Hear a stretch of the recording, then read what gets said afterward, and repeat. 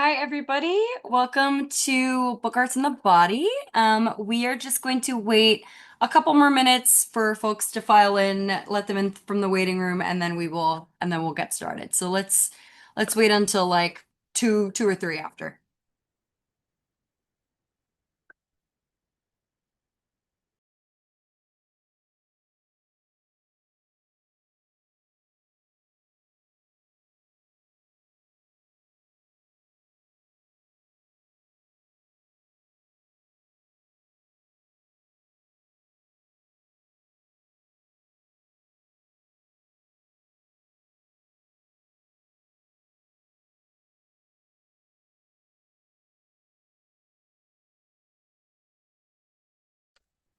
Tell a joke.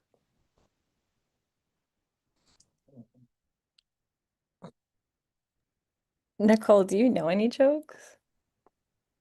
Do I know any bookbinding jokes, maybe? I feel like I should.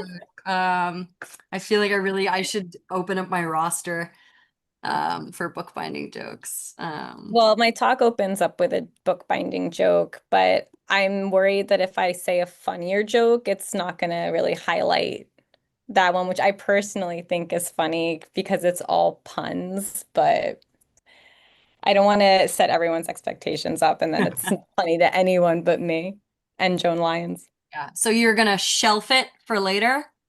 Oh, Come on. I mean, if it's you and Joan Lyons, we all should hear it.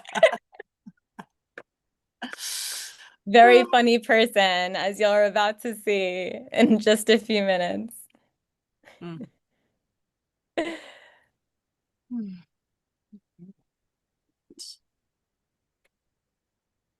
Mm. Mm. Okay, we've been letting people in. That's awesome.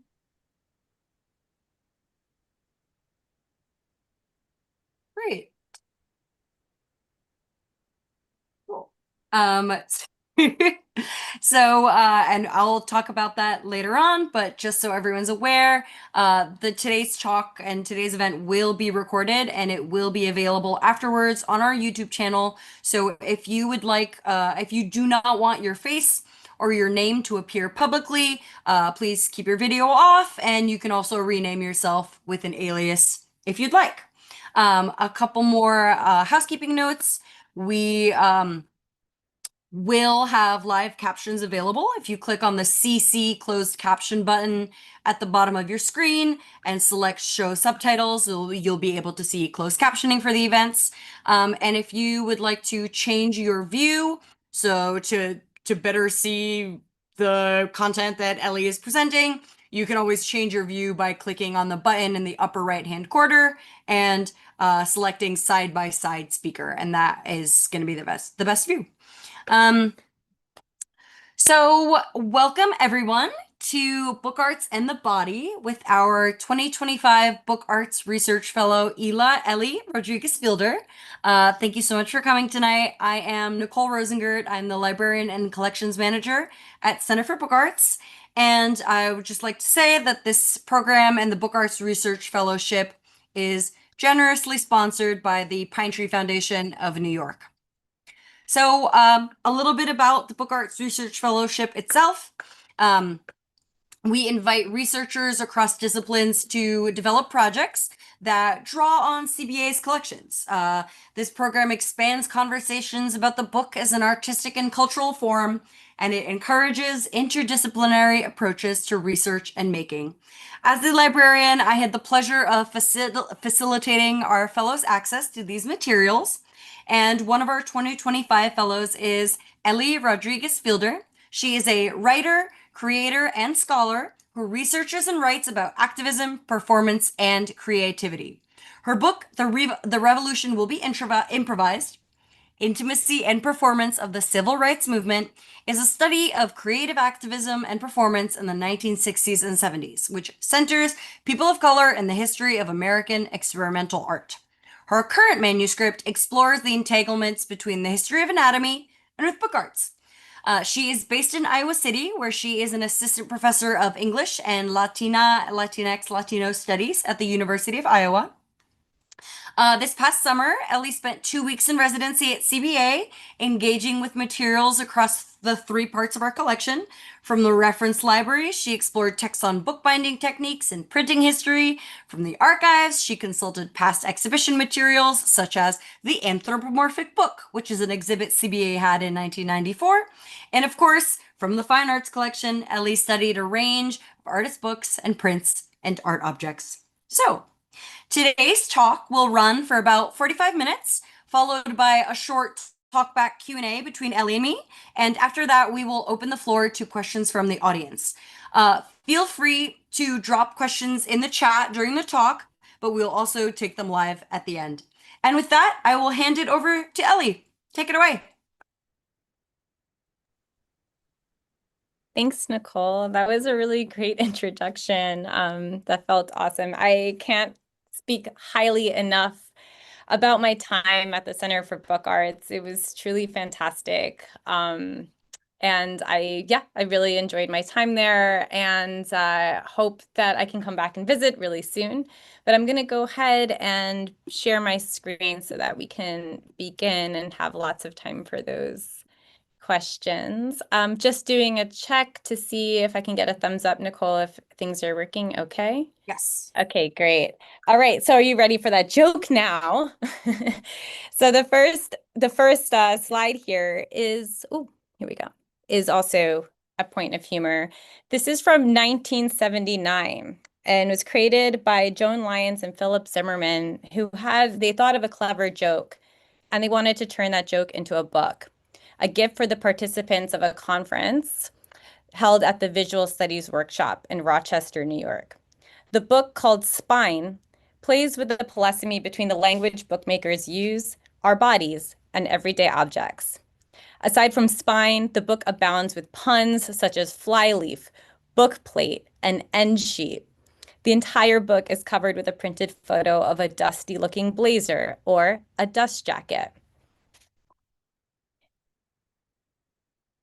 In this image, you can see an ominous red stain in the corner with a manicule connecting the stain to the definition of bleed, in reference to the part of a book between printed matter and the end of the page.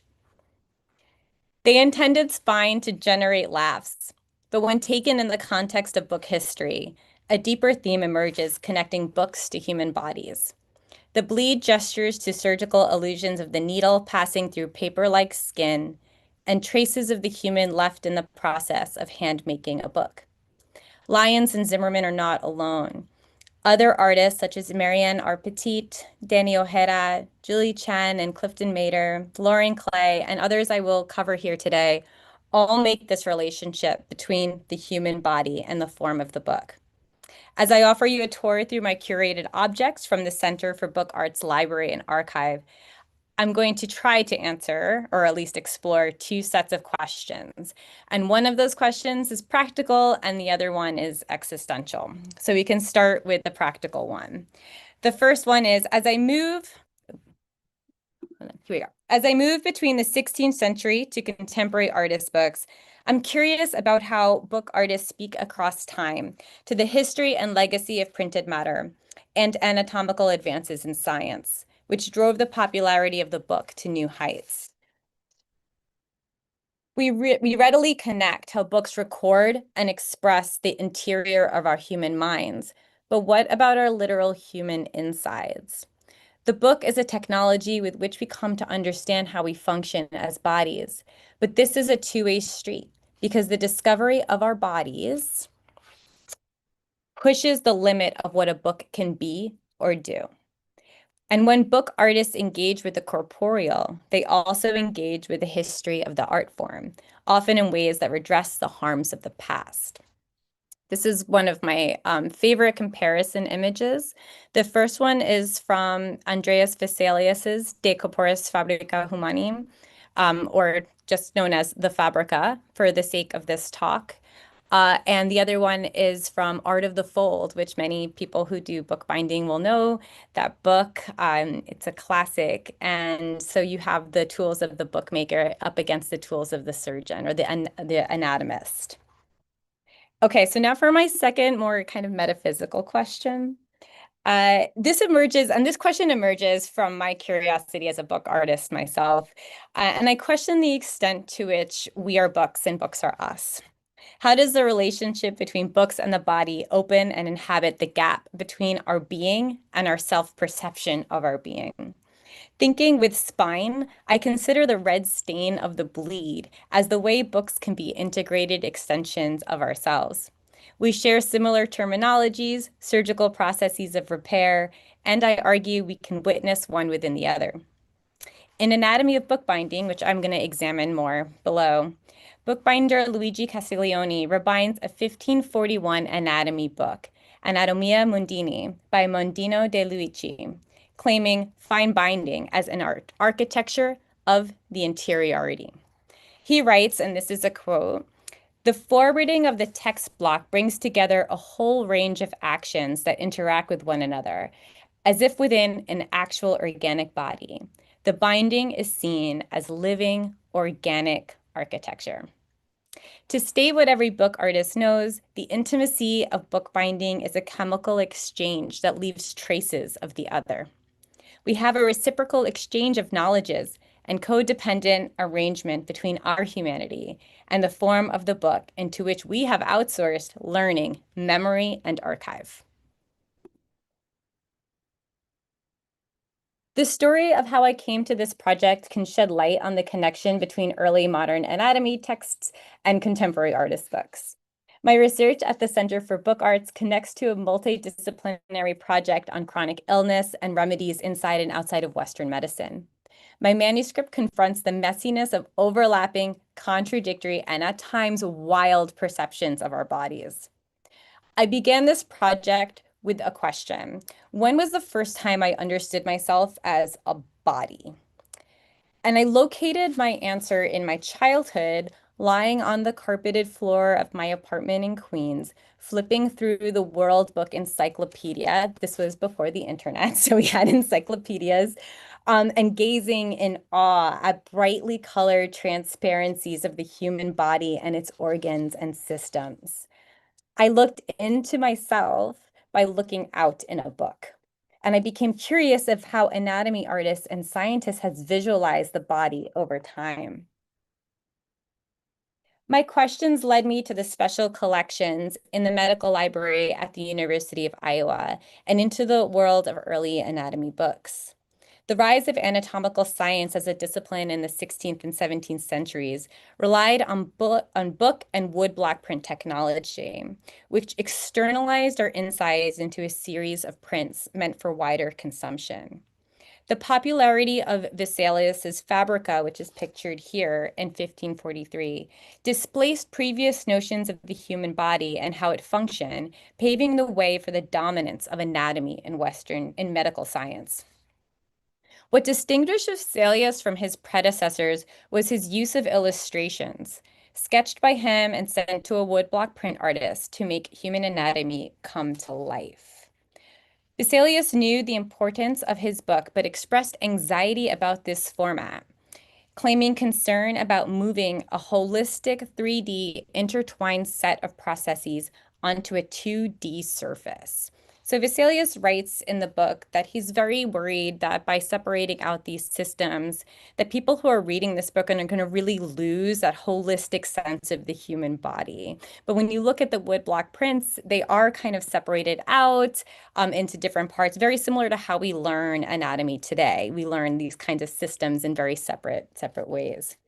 And as you can see in this image, Vesalius advances anatomy. The advances that Vesalius made in anatomy depended on the theft and non-consensual dissection of human bodies, who were often anonymous women, people who were poor or incarcerated. His advances disproved many falsehoods about anatomy, like that we had two bones in our jaw, for example, or that the uterus had horns, etc., but encouraged the notion to do anything for science at any expense.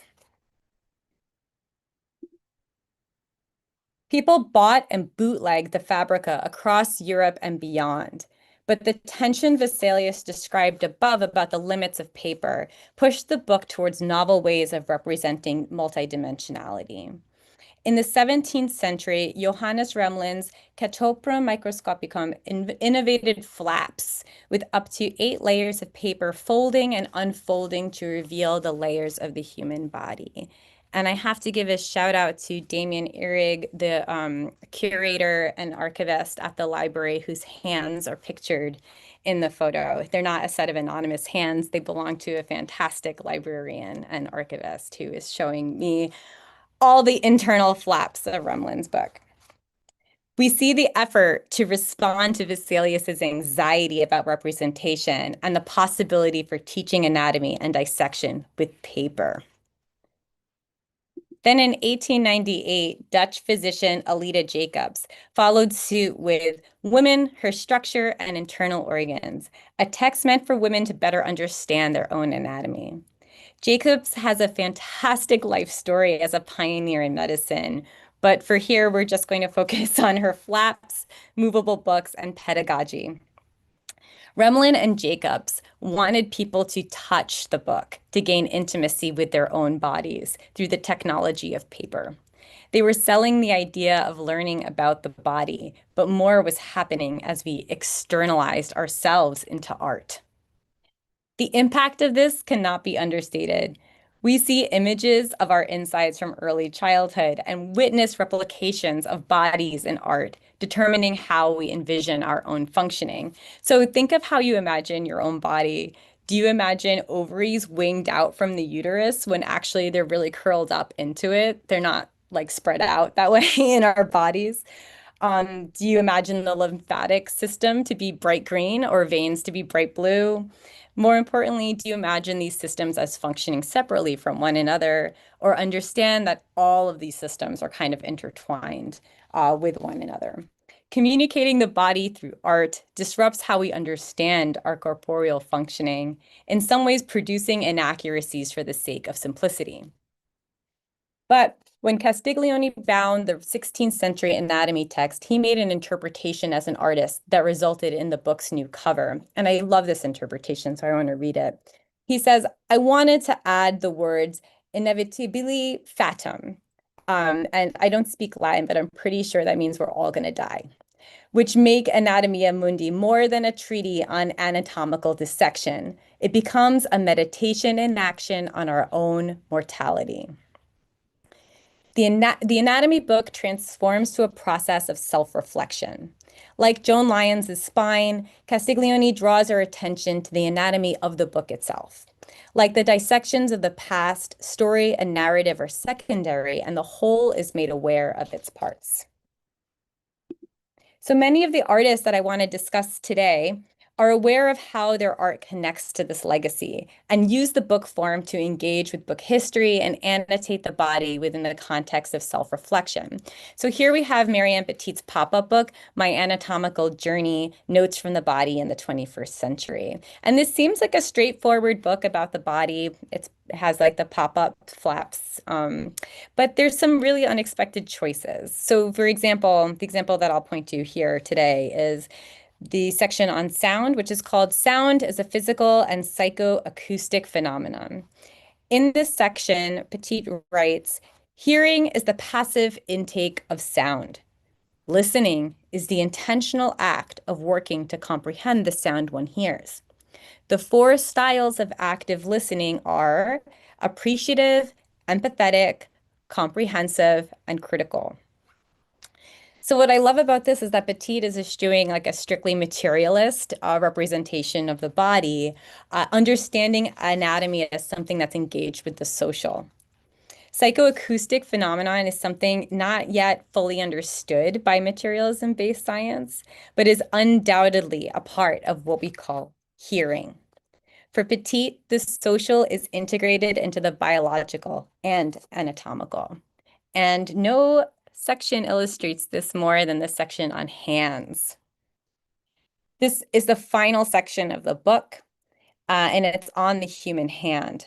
Previous to this, you can see some elements of the anatomical there with the skeleton, but a lot of it is more about like the social and engage in how hands can communicate in different ways. There's this robust list of phrases that all have the word hand inside, such as all hands on deck and hand me down. Hands are more than anatomical structures. They reflect socially constructed language. In this case, all the colloquialisms that include hands. The illustrations that accompany those hands show the gestural language and set of symbols using hands. So you have hands over the eyes, and you have the holding of hands. My anatomical journal relearns the body through its extension beyond material matter.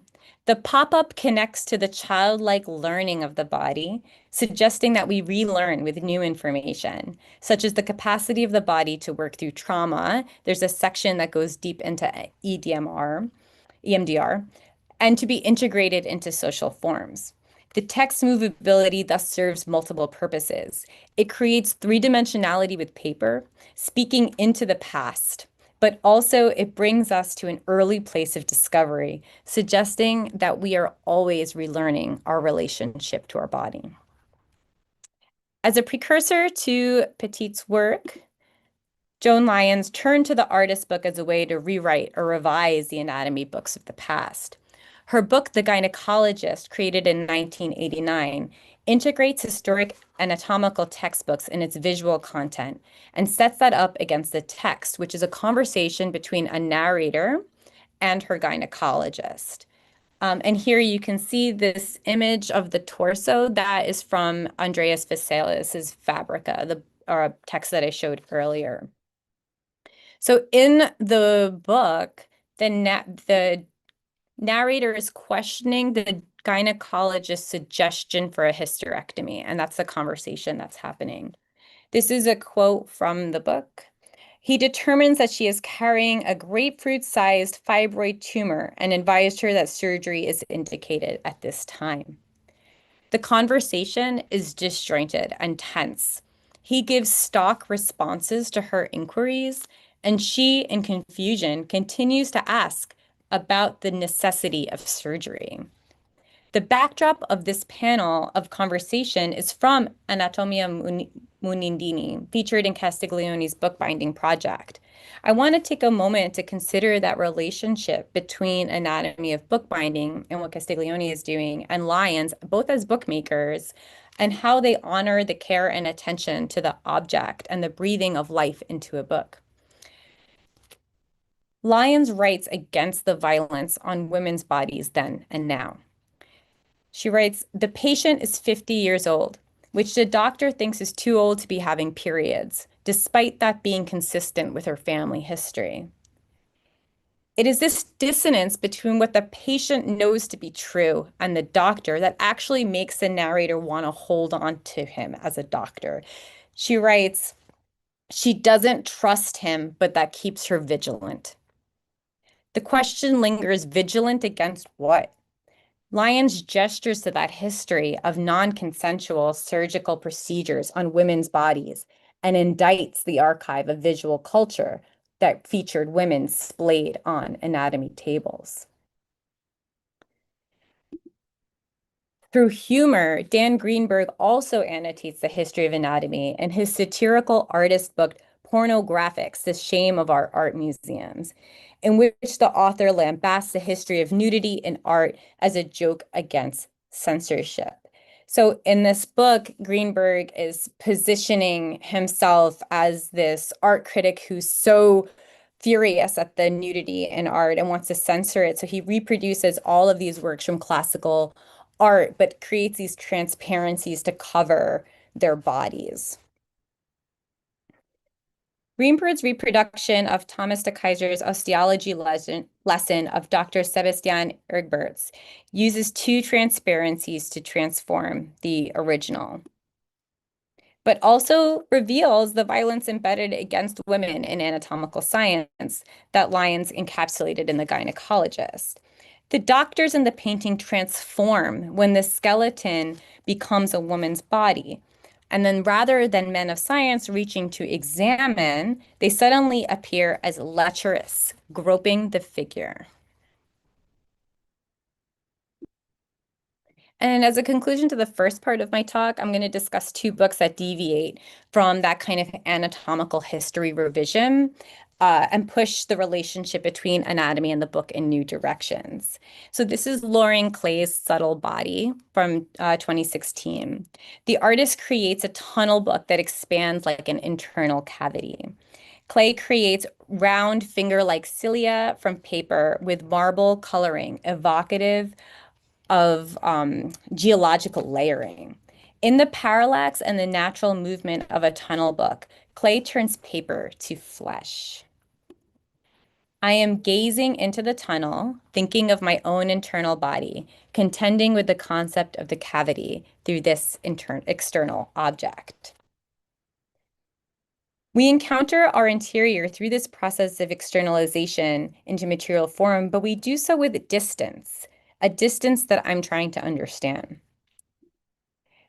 Danny Ojeda visualizes this process in Vanitas, the brain as an open book, which is comprised of a series of MRI images in her own brain scan. And in case it's not that clear, that is a single book there. It's very big. And I think that might be Julian's hands in the background. I just want to like shout out to everyone's hands. I'm surprised, Nicole, that your hands aren't featured in these images. I'm sorry if they're not. Her brain becomes the open book in question, as you can see there. In its form, Vanitas does what Vesalius and Remlin did years ago, but in this case, the subject is not an anonymized woman, but the author herself.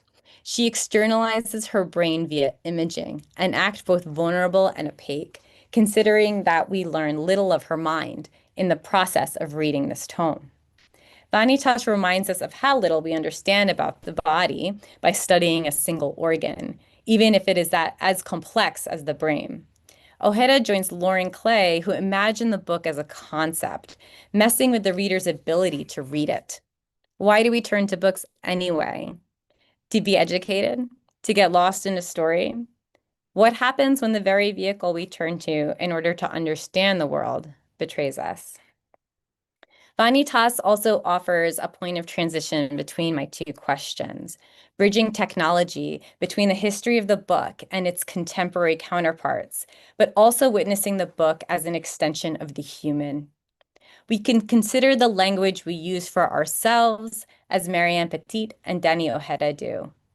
I'm an open book. Could we take this at face value and think of how our brains have co-evolved with books? Or technology systems that externalize the self into representational form?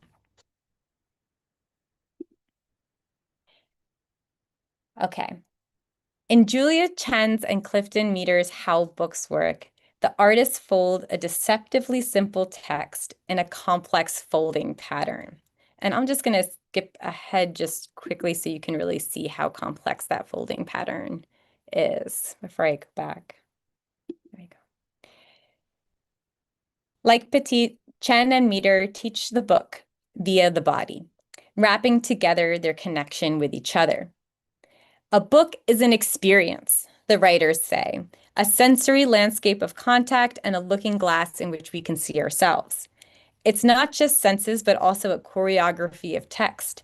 It's activation of movement and the revelation of information literally unfolding over time. In the book, Chen and Meter suggest that books work in the same manner as a body. Each layer offers a close-up of images of body parts in conjunction with text, which is the following. The artist described the process of reading as being intimate and tactile.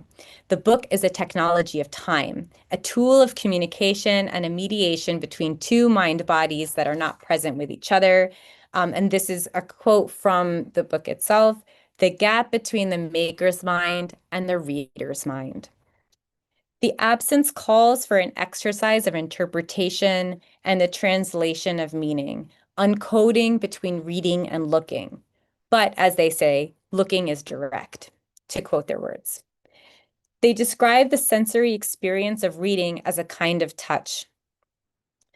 This is their words. For the finite space of the book, you allow your own experience to mingle with that of another, highlighting the dependency of both a passive book and an active reader, disrupting both actions of passive and active. And I'm really curious about how these books emphasize that term mingling, and how it becomes that kind of conversation between creator and reader. And when I think about this deep intermingling between book and body that is both historic and technical, I think of Donna Haraway's playful yet serious cyborg manifesto that described the pleasurable potential in the apocalyptic vision of human-machine relations. And even though Cyborg Manifesto is a kind of older text, I feel like it's kind of having a little bit of a moment right now because of AI. Everyone continuing to wonder how much we might be cyborgs at this point.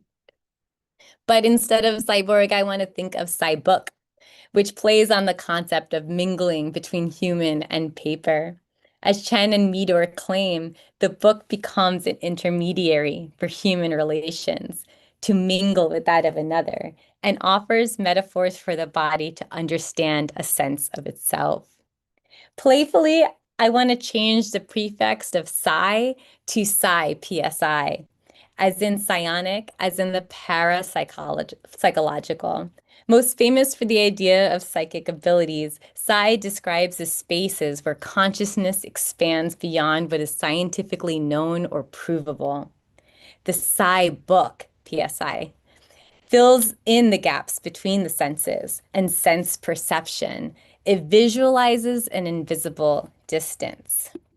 To bring this back to Lauren Clay's tunnel book, the illusion of soft matter offers an erotic metaphor that asks us to touch with our eyes, because how we see it to feel is different than what it would actually feel to touch it.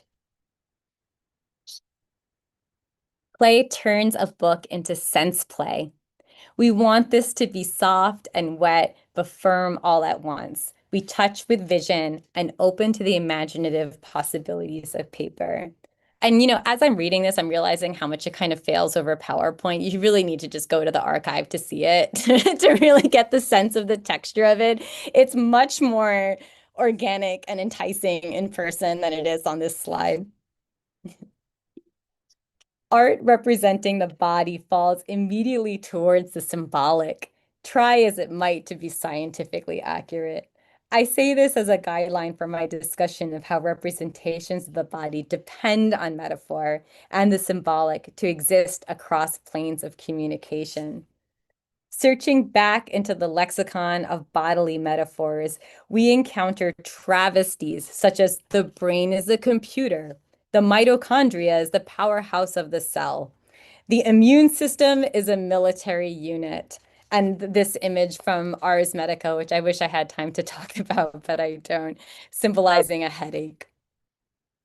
When separated out, the senses are designed to interpret the outside world. But authors such as Ellen Lupton, Andrea Lips, Jerome Ellis, and Heather Weston represent sense as something always conjunctural. When we understand the inseparability of the sensory experience, we are invited to interpret our inside world, our interiority. In Heather Weston's Sense Absence, a body of work, they claim, the senses merge and mingle. As kids, we learn to think of the five senses as separate channels, like 5 radio stations playing at once. Weston continues, the real picture is more complex. As the brain combines different modes of information, the senses mutually change each other. Complaining that the senses have too long been dominated by vision, Weston creates a book, or technically 4 books, that disrupts easy access to interpretation, requiring additional tactility. In the accordion book Shedding Light, Weston writes a book in Braille and offers the reader an alphabet decoder as well as access to a translation. Weston writes, deprive me of light and my world shrinks to the proximity of touch. The writer speaks of the world of touch and sound that comes without light, but then asks for the light back so that can cast the world to shadows contrasting, And this is a quote from the book, where I can rest my eyes and still call these contours knowledge. The book easily slips out of its felt cover and can be held up to the light. The sighted reader is given a textual translation of Braille, emphasizing the need for light within the reading process. The ambiguous title relates to both the loss of light implied by the Braille, as well as the casting of light across the book needed for a text-based reading. Like the other books in Sense Absence, Weston uses the artist book to bring hyper-attention to how we engage in the world through our senses and defamiliarize the process of knowledge acquisition to see the book in a new way. Weston invites us to rely on other sense capabilities to make up for what is not readily available to us, replicating the gap between holding something and having access to it. Like Weston, Jerome Ellis's The Clearing visualizes sound in the form of the book, turning type into an extension of voice. As Marianne Petit pointed out in the pop-up book I showed earlier, hearing is psychoacoustic and socially connected. Ellis uses text manipulation on the page so that I can hear via reading, but without the socially informed reception of sound, right? So I'm hearing by reading, but I'm not coming to it with my preconceived notions of the sound of the voice. In the presence of visual hearing, Ellis disrupts the relationship between the reader and the sound of a stutter. In the section The Bookseller, Ellis visualizes a phone conversation a phone conversation with Barnes & Noble, so a Barnes & Noble employee, to request a book, which is Christina Sharp's In the Wake on Blackness and Being. Ellis floods the pages with letters and what he calls clearings that encompass this conversation. The employee at the bookstore hangs up on the narrator because of the stutter. His trained ear is expecting speech to come through, but when there is a delay, he assumes the conversation is over. Without sound, the book opens to a visual landscape of letters, and we could witness the clearings of space that are made through the delays. When I spoke of the sidebook reaching into the space between the material, like eardrum, and the unknown processes of perception, like the psychoacoustical, another way to say it is this: the book artist's ability to visualize the clearing between the two through sense play, through blank space.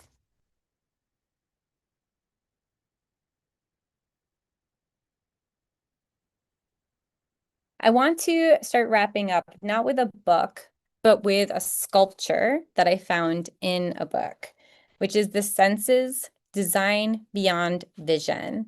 And this is by Ellen Lupton and Andrea Lips. So this book is exploring a variety of designers that are looking to make the world accessible through attention. Yet their archive of examples play with our concept of sense and emphasizes how interconnected the senses are with each other. So you can see here that the different artists that they're looking at are trying to understand how to conceptualize sense in different ways, like a smell wheel, and these different kinds of different ways of visualizing how someone has a sensory experience of a moment. So one sense can translate the experience of another, for example, scent, visual data, and descriptive language. So in this book, here are the sculptures that I found by the artist Maria Vogelsang, who uses paper-based clay and marzipan to create inventive sculptures. One is called Volumes, and the other one is called Plant Bones. They're described in the book as bulbous and odd, and that they resemble ubers and organs. Even though Vogelsang makes a commentary on the industrial growth of plant-based meat, If you are squirming looking at these images, it's probably because you are feeling the uncanny valley of their textures a bit too close to your own insides. But these are not meant to represent the human body in the way that the other books that I've mentioned so far, such as Marion Petit's, or the early anatomists. So how can the further distance from the body representation bring us closer to it? Before the revulsion comes recognition between the object and the self. These sculptures give me pause to reconsider what was happening in the early modern period of anatomy books, or even my childhood memory of myself on the floor gazing at encyclopedias. We are mistaken to believe that before anatomical science, people had never witnessed organs and insides. Meat was everywhere in death, in accidents, food consumption, decomposition. Anatomy did not initiate an understanding of our body. Rather, it opened a new genre of body poetics that depended on the book. It was a poetic method, or a metaphor would be another way to say that, by which we could look and not recognize our body. When authors disrupt the metaphor and use the page against itself to reveal our multisensory interiority, for example, making paper feel organic, then paper holds a part of the human experience, unarticulated by the body alone.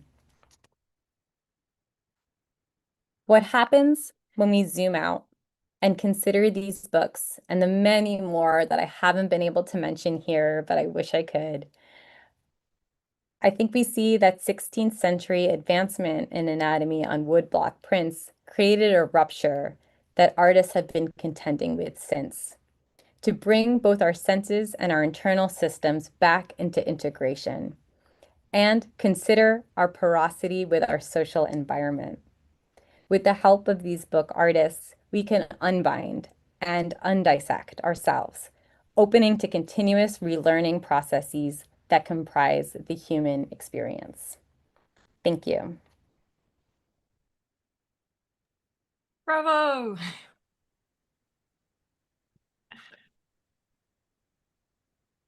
Oh my gosh. Thank you so much, Ellie, for that fascinating talk.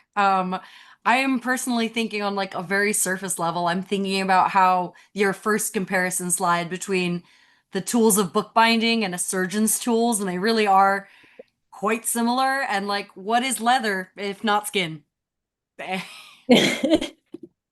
Yeah, I think I realized that I stopped sharing so that my face could show, but this is such a visual presentation that I think that it's worth kind of keeping the presentation up as we're talking about these things and exploring them. This comparison, so I had seen the tools from the Art of the Fold first in learning different techniques. I mean, I also knew what the tools were from using them, but it's different when you kind of see them all together. And also Hetty in this book is using kind of like older looking tools as well. And then when I encountered Andreas Vesalius's image in the Fabrica of this kind of the tools of the anatomist, I was shocked, and I thought, wow, I could use all of those to make a book if I needed to. And so that was kind of a moment when I felt like I was on the right track and thinking about the strangeness of this relationship between bookmaking and anatomy. Yeah. And there's something to be said about the smell of excuse me, about the smell of old books, the smell of glue decaying being so appealing and delicious to people. Like the physical connection between humans and books it goes deep, and we'll talk about that some more. I'd like to take a couple minutes now to have a quick chat, a little talk back with Ellie, and then I want to open up the floor to our audience members. If you would prefer that I read your question out loud, feel free to send it in the chat, but I'll also I'll try and spotlight people who raise their hands, or you could just unmute yourself and ask it publicly. But first, to warm us all up, give folks time to think of questions. I have a couple of questions for Ellie. Go ahead. So let's start super broad. What first got you thinking about the connection between anatomy and the book arts? Yeah, I think a lot of it had to do with that first encounter that I described of the World Book Encyclopedia. And it was a moment where I was trying to go back to, because I was in some ways trying to contend with chronic pain issues that I have and thinking about, yeah, the history of chronic illness like writ large and the surprise unanswerability of questions, contending with doctors and all of that. I think that there's a lot of aspects of our bodies that are unanswerable. So I started just looking more deeply into that, but I wanted to return back to that original encounter.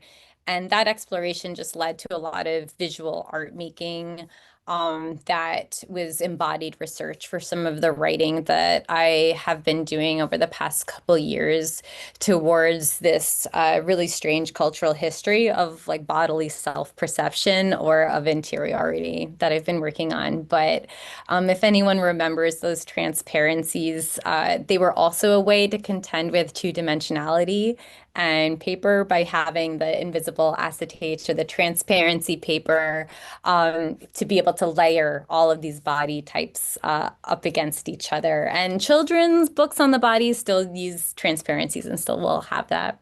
Yeah. I also remember a childhood experience with an anatomy book. I was absolutely fascinated by this medical text upon pregnancy where you could lift the woman's belly to like Yeah. see the fetus developing in Yeah. there. That had a grip on my mind as a That's child. it. And I'll add that in too. I think a big part of it was also being able to see like reproductive organs and connecting that to like early interests in sexuality. So having that kind of like pubescent interest in what sex was and what my body was going to mature into. And then when I was reading this book on the marginalia in Andreas Vesalius's The Fabrica, so all of these like different marginalia from early modern readers, these two like kind of broad data scientists came to the conclusion that like everyone's always interested in reproductive organs. It's not just like me in Queens as a teenager, like young girl. It's actually just like every early modern reader was also having manicules like pointed at like the word hymen in the text or like trying to figure out like, how the uterus works and things like that. So I think that we're all obsessed with what our bodies look like. And I think that reproduction has been some kind of strange mystery, especially for young kids that don't get enough sex education in their Catholic schools like I didn't. 100%. And I think it is truly like universal to not know what you have inside of you. Like you can look at yourself in the mirror, see your out like external anatomy, but you'll never get to know what your organs look like unless you visit these anatomical books. And so I'm also curious, like you were mentioning like a self-intimacy and a self-learning that is expressed by contemporary book artists that are making books about the body. But is there a way that maybe like early modern humans were using old anatomical text to gain a self-intimacy? That's a great question that I definitely can't answer because I would give anything to go back to that period of time. I think that what I'm really deeply looking for is unanswerable, which is how did people like feel what they looked like inside, maybe before being able to encounter it. But like I said, like meat, death, these things were everywhere. I think that we live in a much more sanitized culture. From if you have access to this talk, you probably live in a more sanitized culture than maybe others where death is more present or there's more of a sense of like we must kind of skin our animals in order to eat them and all of that. And so I think that having more of those bodily encounters, but yeah, even then, like I think that there's a lot of knowledge pathways that exist outside of anatomy for understanding oneself and one's own functioning, for sure. I think, I mean, before then there's also like theories of wandering uterus and humoral theory and things like that. So we've had some really wild perceptions of what we are inside. But I think I'm always trying to look, understand, and capture a feeling that is not external, like you're not looking at a book or a text, but you kind of you can feel functioning. That's something that I would love to have access to at some point. I think I'm always looking for it in books, which is not the right place to look for it, but I am who I am. Yeah, well, to bring it back to books for a minute, and to ask you a question that would not require time travel, um, did you see any kind of change in strategies with making the body legible through the book in comparison of the contemporary works and the historical, like, exhibition catalogs that you were able to look at? Oh, wow. Yeah, I think that the thing that I loved the most that was a surprise encounter was that concept of sense play, that book artists using the book to like invite us to play with how we have a sensory experience of the world. I thought that that was really amazing to really get into that. I didn't think that Jerome Ellis's work, The Clearing, which I had requested at the library just because I hadn't had the chance to read it in person. It's kind of a rare book to be able to get one's hands on. So I was just trying to read it in person because I thought that that would be cool. I didn't know that it would actually feature more in how we can think about sense in different ways. And so through the encounters I had with the books that I was just presenting on, it helped me to understand sensory experiences very differently as something that is like holistic and integrated, and can do like wild and weird things. The like there's this kind of like illusion with how we see the world, like how our brain interprets the information that goes into our eyes, and the same thing with hearing as well. It's psychoacoustic. It's something that the mind is doing really wild things with, and I love these book artists like playing with that. The division between brain and mind is very visible in that giant MRI book scan you showed. So I have a million more questions, but let me open up the floor to if any audience members have questions, and if they don't, I'll keep going down my list. But feel free to unmute yourself, or raise your hand and I'll unmute you.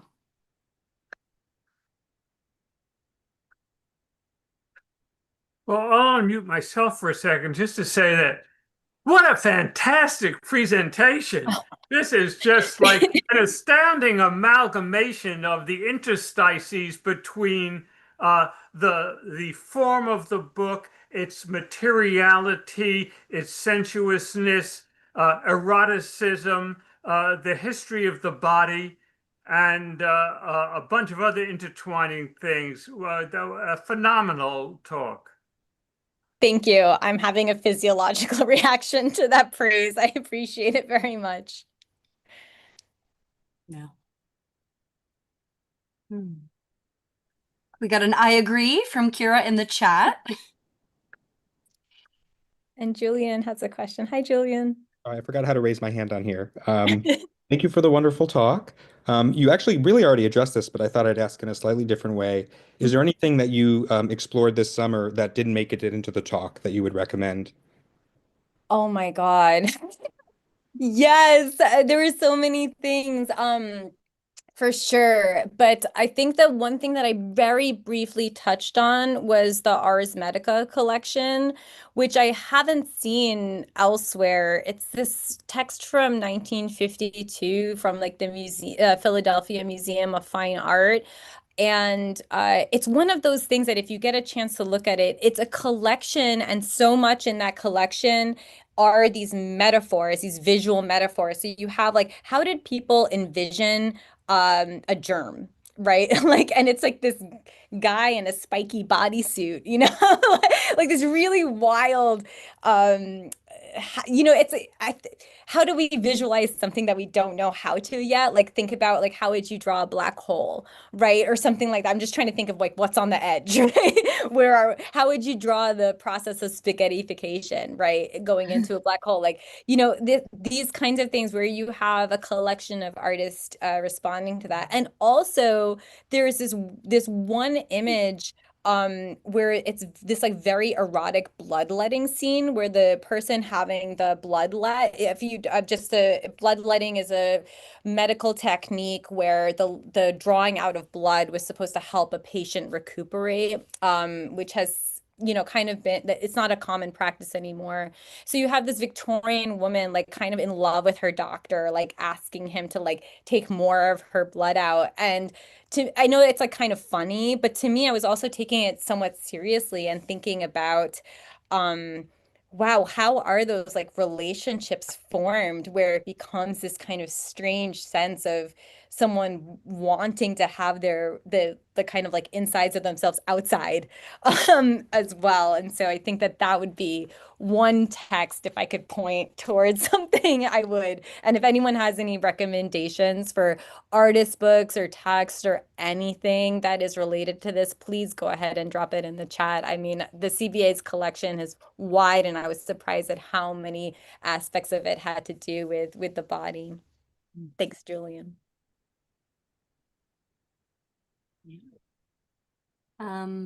I'll go ahead with the question. Was there any object in the collection that like really challenged or complicated your way, like your preconceptions that you came in with, your hypotheses?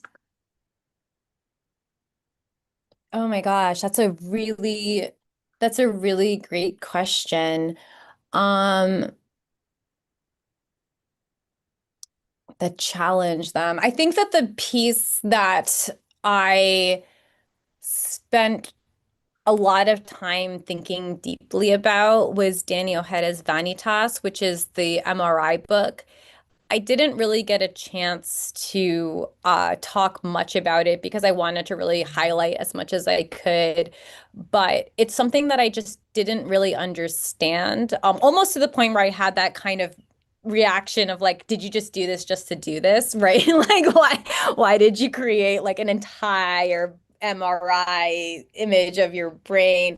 But then I started thinking about how I think Ojeda mentions this in the artist statement. It's also a commentary on the still life as well. It is like taking a slice of life and making it still, which I thought was like something to really think about. And I also thought about the fact that Einstein, the great physicist Albert Einstein's brain was also taken without his consent and sliced up. And you can see part of it in the Mutter Museum in Philadelphia.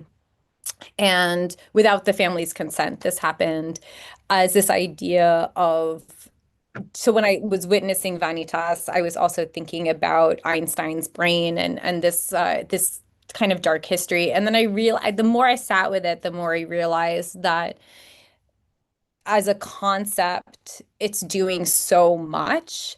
And really that this single, very, very heavy object really is contending with art history and the history of science together. And through that, I was really thinking about how can I bring these two things together in a way that would make sense. Mhm. Yeah, no, I believe like vanitas is like a Latin word for I mean for vanity, yes, but it's like a lot of those still lifes, those memento moris, which is like a reminder of death.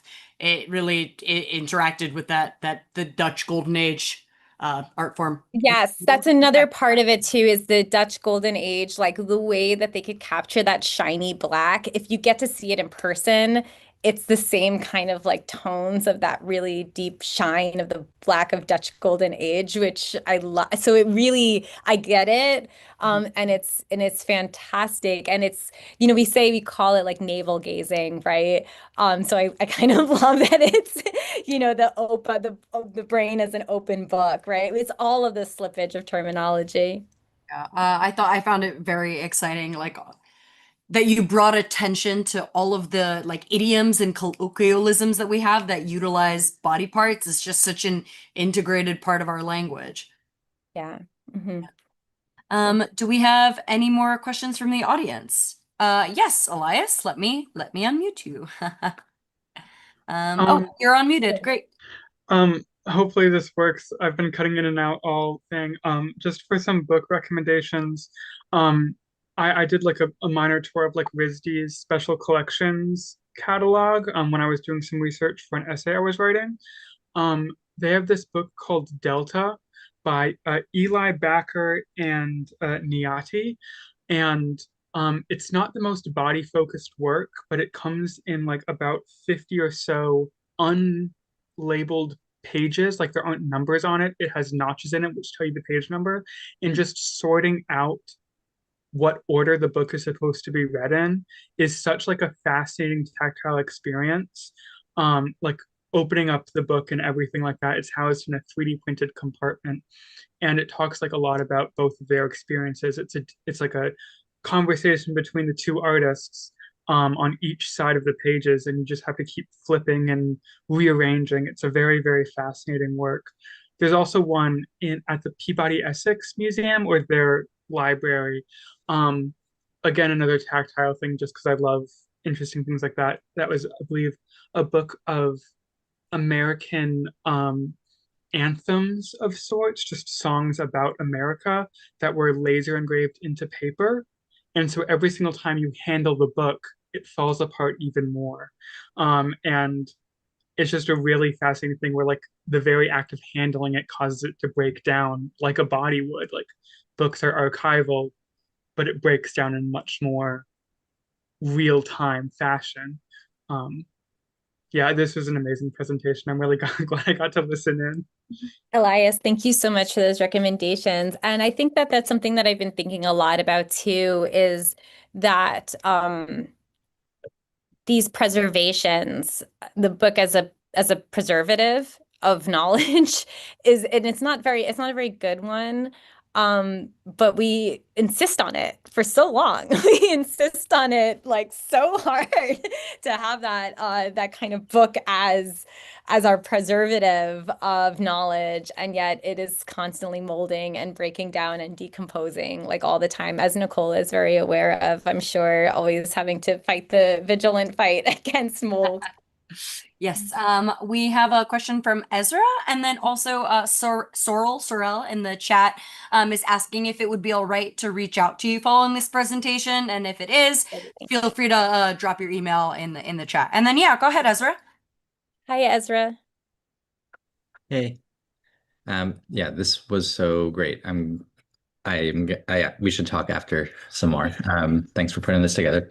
I'm really curious. It's kind of it's multiple questions, and you could just basically answer whichever is most enticing in the moment. The first one is, what have you kind of learned about, or the relationship with like audio as like audiobooks, right? The idea of like audiobooks and that kind of structure of bookmaking and embodiment as it relates to what you're researching. That's one. The second is, have you encountered anything, or like what is your knowledge about books that artists are making using parts of the body, hair, blood, semen, spit, like where is the body present in bookmaking? That's something I'm really interested in. Like I have one book that's signed in blood by an artist, so that's like another interesting thing. I think less interested in kind of the history of like, yeah, I'm more in contemporary ways, so probably less problematic ways. I know what you're trying to say. Um, I'm also very intent on avoiding any kind of weird dark histories with Yeah. that too. So yeah. Yeah, and then like the third question is like thoughts on the relationship of engaging with books as someone with pain, or like let's say, or for people that like engaging with books, right? Like to try to understand things or knowledge actually doesn't feel accessible. I'm not even talking about necessarily like braille or audio, but like the idea of the body itself as a book. Like where do we find our information? Just like when we say like we read people, like how can I read you, or I can't read you? Like that's something I'm like really interested in. So any thoughts on kind of like human to human interaction with books, or also like the relationship with like not actually being able to access knowledge through books, through the body. Yeah. So those are a lot of questions. And please, any of those, if you feel enticed to answer, would be really cool. Yeah, That's a really great set of questions, Ezra. Thank you so much. One thing that I definitely want to preface this with, and I was thinking about it when I was writing this, and this is kind of like about the specificity of the book, which is obviously coming from my interest in artist books, but I was thinking about how there's nothing unique in what I'm saying. You can kind of really attribute this idea of an advancement in science that caused a rupture, right? Even philosophy is, I think this is the entire field of philosophy too, as well. And so you have that, like you can kind of take it in so many different directions.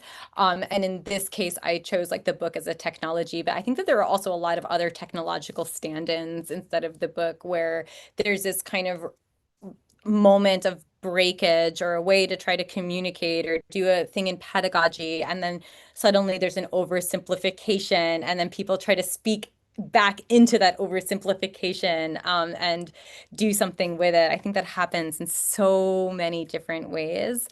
I think that I am really interested. I haven't had much encounter with books that are using parts of oneself, but like blood or hair or things like that. However, I think that I like the idea of that being like a hyper visualization of like what's already there just from the oils and the skin cells that are left behind. Like we don't see those, but when you touch a book in a library, you're kind of touching everyone else that had that book before you. And there's a strange kind of intimacy with that I like. And so I feel like if that becomes more visible, it can maybe call on us to engage in ways that it's not visible or it's microscopic. And so becoming aware of the less visible. And I say like I say us, I mean me. I think that there are some people who are so well trained as archivists to be able to identify oil on a page of a book, but I don't have that kind of skill. But I like to kind of imagine or think about that. And I think that there's an interesting possibility in imagining that something like witnessing blood on a page can help us to understand or realize. And then as far as like the audio experience, I have so much to say about that just because I'm finding myself like really interested in the psychoacoustic. And so when we create like an audio book, and that I'll just say that writ large, it could be any kind of audio experience, to really be aware of how the brain fills in gaps. And I'm curious about ways that that can be like surprised or disrupted, right? And so thinking about the fact that if our brain is like filling in gaps with what it thinks it's going to hear, um, which is just a like strange phenomenon that happens with the body, like how can audio really respond to that to make an even richer experience? And I'm sure that there are like incredible experimenters with that as well. So I think I have other things. I love the question you asked though about other kinds of sensory aspect, especially with pain. These are things that I think about a lot in my own bookmaking. So I would love to just spend some more time with your question, Ezra. Thank you. So I'm going to spend some more time thinking about that for sure.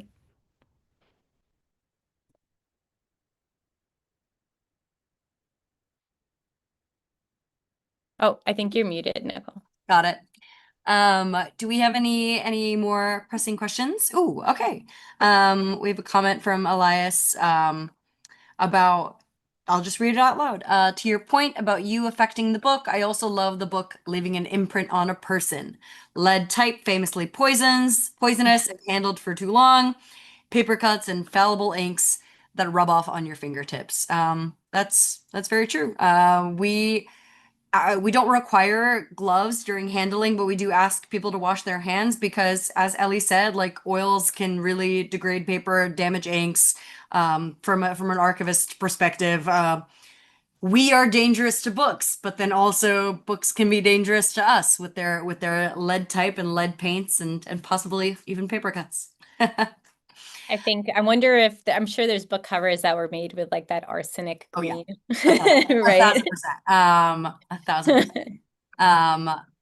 Yes, some like books that collected wallpaper samples could collected samples with arsenic in the wallpaper, so they have to be treated by professionals wearing masks and protective equipment. And Julian just sent a link to the chat about yes, the Poison Book Project. That is, I believe, what was tickling the back of my mind.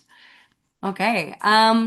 If that's it for questions, I just want to say thank you so much to Ellie for your fascinating talk, getting us thinking about books as both like a reflection of ourselves and as an intermediary, about how a book can't really be experienced if we don't interact with it. It's just an object. And thank you all for joining us and for contributing to the conversation. If you enjoyed this program, please consider making a donation to Center for Book Arts. We just launched our 2025 annual appeal, and this year our goal is a very ambitious $150,000 to make sure that we can keep having programs like these. I'm going to drop a link to donate in the chat. And we look forward to welcoming you at future CBA programs. We'll have another Book Arts Research Fellow presentation later on this winter. And again, thank you all so much for joining us. And thank you, Ellie, for sharing your research with us. Thank you so much. Bye, everybody.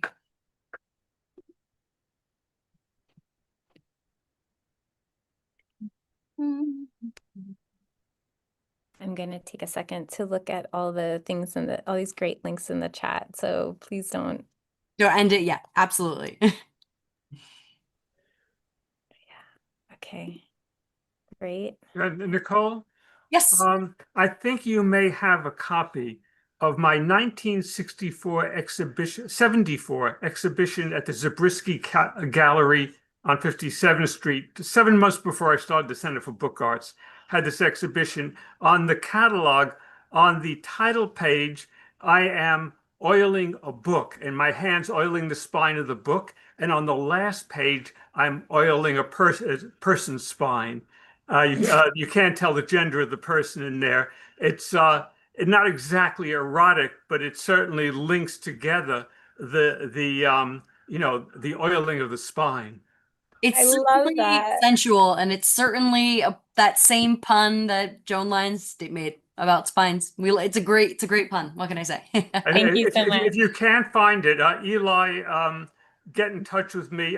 Right now, everything's in boxes because I just moved and I don't know where it is, but I know I have one somewhere. And if it's not at the center, let me know and we'll make sure that you have one. Thank you so much. I really appreciate that. Okay, I'm going to run home to my kids. Nicole, thank you so much. Thank you. so much for What a sharing your great work with us. presentation. Bye now. Bye-bye. Thank you.